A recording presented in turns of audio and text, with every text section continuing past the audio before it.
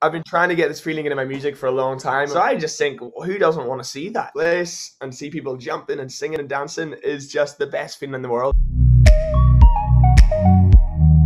I mean, first of all, congratulations, because you literally just announced that you got nominated for MTV EMA's The Best Push. Yeah, best new push artist. Pretty crazy. So yeah, I just got the email about that last night and I was like, what? That's crazy. So I'm really excited. I know you've been saying like it's like a full circle moment because you used to busk outside the MTV EMAs. So what was your first reaction when you got the email? It is the weirdest thing. It's literally almost 10 years to the day that I was, 14 in Belfast wearing a silly hoodie with the worst Bieber haircut ever. I saw the photo.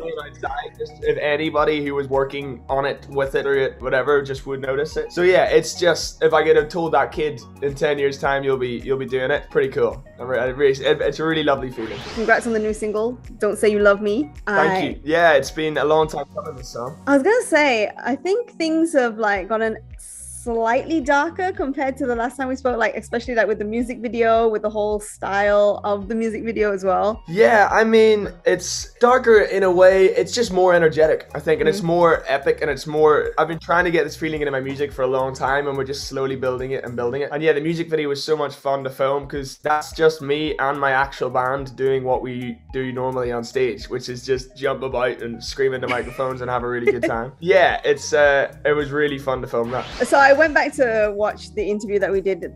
It was in January, and I remember asking you about the music video that we were talking about then. It was like a very sad song, but like very upbeat, and then you were very like angry, pensive in that music video. And I think this music video, you're also going slightly darker, but your website and your nickname is still Sunshine Boy, which is kind of a contrast. So I like to just confuse everyone. No, I'm confused. I'm as confused as you are. I love it. Yeah, I mean, I got two sides of my personality. I got dark music, epic thing that I like to do where it's just lightning and sad songs, and then there's the most of the other bit, which is the Sunshine Boy side. It's just a bit stupid most of the time. And when you dropped the song, you said that you hope it sells 1 million records and that Lizzo becomes your friend. Why Lizzo, and which is your favorite Lizzo song? I mean, I saw Lizzo play live a couple of years ago in London, and I just wanted to be on stage with her. I was like, that is the most fun I've ever seen anybody have at a show. So I just think, who doesn't want to see that? Who doesn't want to see a guy from Ireland do a song from Lizzo? That's, I mean, what makes complete sense to me. Which one would you do on stage?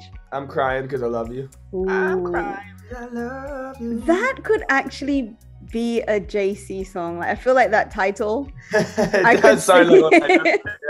Speaking about being on stage, you were saying you've been around Europe, been playing live shows. That wasn't happening the last time we spoke, obviously, because of the pandemic. Has it been everything that you've dreamed about so far? It's been so much better, and it sounds really cheesy, but like I had a lovely memory of playing shows where we played good shows to lovely people, but now it's just gone to a new level, and we've been playing to tens of thousands of people at some of these shows in the UK, and just to see people again and experience music and feel it and kind of show the music in a live place and see people jumping and singing and dancing is just the best feeling in the world, and I never want to have to stop doing it ever again. Really. You've been posting a lot of stories and even TikToks about your adventures, whether it's shows or just like in general touring around, including a weird egg vending machine in Germany. That was the weirdest thing I've ever seen. Honestly, we were just, like, I can't stress. We were in the middle of nowhere on a motorway going nowhere. I needed a pee. Gonna be honest with you. Needed a pee. Got off. And first thing I see is a vending machine that does eggs and the one next door that does like raw sausages. Just in case you've gone there and you're like, oh, you know what I forgot? My eggs and my sausages. Breakfast. Breakfast. Yeah, in a vending machine. Like, I do not, how long have those eggs been there? I just don't get that. It's weird. Well, there's so many weird things that happen when you're like traveling, right? So I wanted to play a game with you based on all the experiences that you've had so far. It's called JC's World. I know so far you've only toured Europe, right? Yeah. Okay, so I just want to ask a few questions and you tell me what happened. What's the strangest gig that you've played so far? I played one this summer, actually. That was in Ireland, and it was due to like COVID restrictions. It was in a field meant for 10,000 people, and they were only allowed 200 people. So I essentially played to what looked like an empty field. But not only was it 200 people, it seemed to be about 50 adults and 150 kids under 10. And I had to play 2 hour-long sets, and it was just weird. It was very strange. I might as well have just played to the cars, you know. It was, All right, what's the strangest thing that you've done at a gig? I mean, the strangest thing that I've done at a gig was probably talk to Courtney Cox about Amazon Prime grocery delivery. I think was the strangest thing I've done.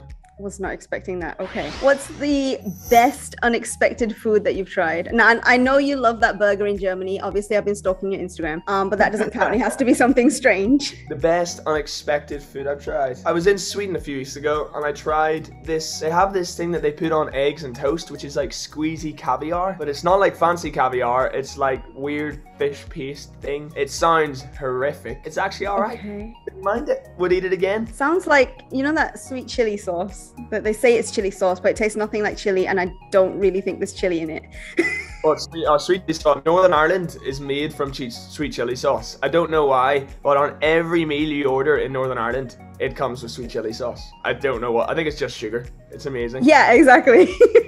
What's the one thing that you never anticipated about traveling for shows? The lack of glamour of it. Oh, to be honest, like my girlfriend always wants to come out with me, and I'm like, you don't. You absolutely don't. I love it, but it's like, you know, you're looking for a shower. You're always sweaty. You're trying to fix your hair. You're trying to find clean clothes at all time, and yeah, and I love it. It's great.